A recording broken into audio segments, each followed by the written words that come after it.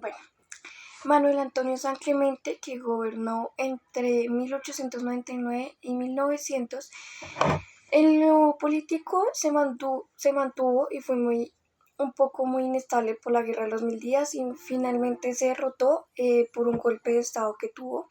En lo social, el país vivía un ambiente de gran descontento, de violencia, una división entre liberales y conservadores. Eh, Igualmente en lo económico la situación era crítica porque la guerra había afectado pues la producción de café, pues teníamos varias productoras, pero lo que más era de café.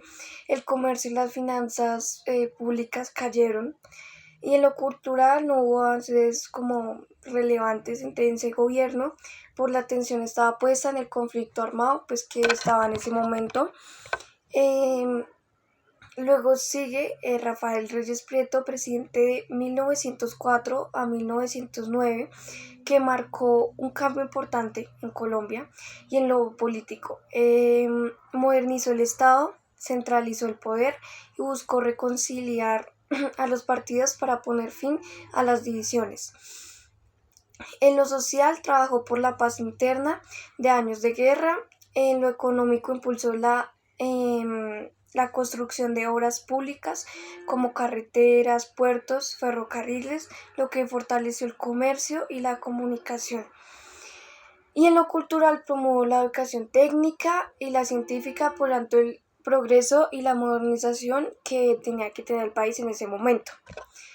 Ramón González Valencia, que estuvo entre 1909 y 1910, fue un mandato corto en lo político, pues fue un gobierno muy transitorio tras la salida de Reyes, buscando una estabilidad en lo económico y trató de mantener la paz y reducir tensiones. Y en lo económico no se hicieron grandes reformas, pero se mantuvo la estabilidad del país. En ese año pues solo mantuvo como la estabilidad, pero no fue que cambió muchas cosas. Y en lo cultural fue un periodo tranquilo, pero pues sin nada de cambios ni grandes cambios. Carlos Eugenio Restrepo, que gobernó entre 1910 y 1914, promueve la llamada de una unión republicana, un acuerdo entre liberales y conservadores moderados. En lo político, impulsó un diálogo y la conciliación para dejar atrás los conflictos, y en lo social se ampliaron libertades ciudadanas y se redujo más la violencia en lo social y política. En lo económico hubo una estabilidad moderada y algunas reformas fueron más administrativas. En lo cultural se fortaleció la educación y se promueve valores cívicos y democráticos, buscando que la sociedad fuera más unida por la desunión que tenían los liberales y los conservadores en ese momento.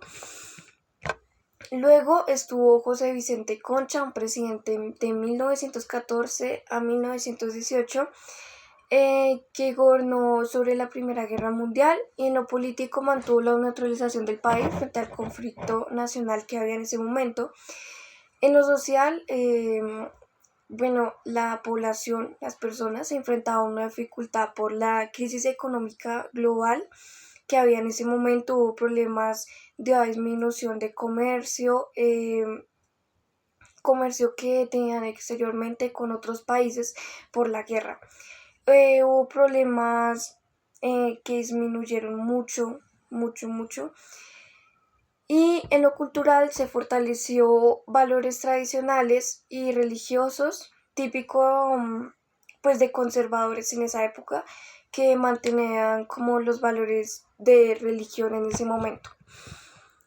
Marco Fidel Suárez, un presidente entre 1918 y 1921, fue muy intelectual y destacado. En lo político aplicó la política de Repice Plum, que significa mirar al norte.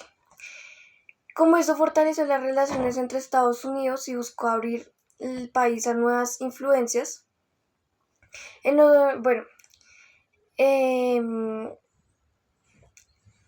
lo social mejoró las comunicaciones y el transporte conectado a regiones que estaban siendo aislados.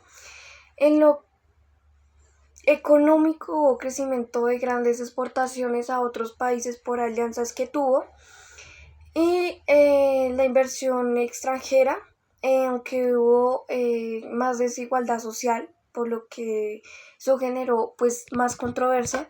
Y en lo cultural impulsó la educación, el estudio de lenguas y fortaleció la identidad nacional.